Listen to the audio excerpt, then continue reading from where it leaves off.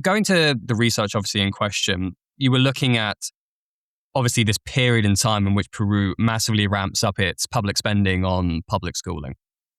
Up until this point, to your point, as you mentioned, public schooling is not particularly great. The overall educational standard is not that high. Private schooling is obviously much higher, but it's obviously much less sort of widely available. And then you go through this period in which the country is massively ramping up its investment within the public sector of schooling. Could you just outline for me what kind of programs, facilities, or what kind of stuff are they investing in during this period? Okay, so there was a lot going on. So we're looking at the period from about 2010 to about 2016. So it's about a window of 5 to 6 years when a lot happened. Mm. So they rolled out a number of things. Let's start by school resources, for instance. They had programs to improve school resources, and the weight of that effort was probably in the rural areas. They did a lot with teachers. So, for instance, they started to hire teachers in a new way. So they basically wanted to make the teaching profession more meritocratic and more attractive for new people. So basically, the teacher salaries were increased. The selection of teachers was based on competitions. There were scholarships given to people who want to study pedagogy in the university, so that they would basically have their studies paid. There would be sort of a meritocratic promotions of teachers. So previously, your promotions, your progression in the teaching career was mainly based on your age and tenure. But now there would be a possibility, basically, pass a certain kind of test once in a while and notch up your pay and get promotions faster if you're able. So more meritocracy, better selection of teachers, and then also concrete incentives. Like they have this program called Bono Escuela, whereby, for instance, if your school performed better than average on some metrics like learning outcomes, enrollment, retention, if the school was in the top 30% of the region or something, the teachers and the headmasters in that school all got a quite hefty bonus. So there were quite concrete incentives to basically notch up your metrics in these schools.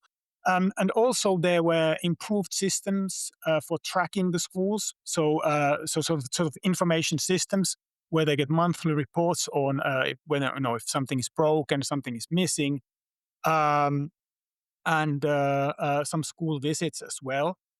And that's not all. There was also improvements in the school curriculum. So the school curriculum was redeveloped, including more new things, more variety. For instance, PE, more English, and they got sort of standardized teaching packages that they could use, which were harmonized.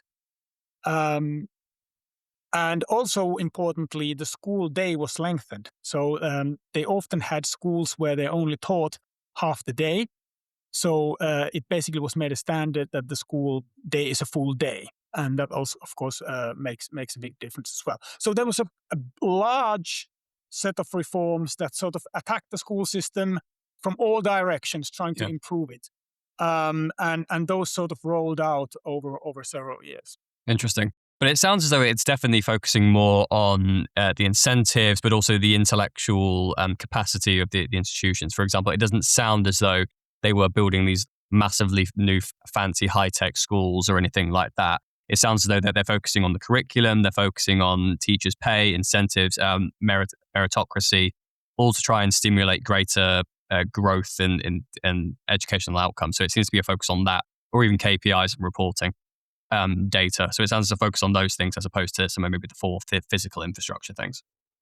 Yes, and I think that's basically the direction you should also take if you look at the literature on what sort of things might or might not improve learning outcomes. There's quite lots of accumulated evidence to show that school resources don't seem to be really the thing that improves learning.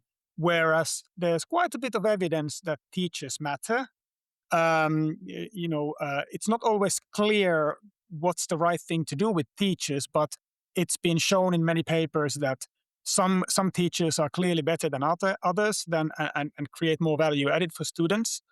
Um, but essentially, this points to the fact that you should think about teacher selection, getting the right people, getting competent people, and getting most out of those people is really important. So in some sense, education really it shouldn't be rocket science. There's the students and there are the teachers, and they need to be capable and motivated in imparting the information on younger generations. No, I get it. Certainly when you put it like that, it makes it seem almost like a very simple way to approach it.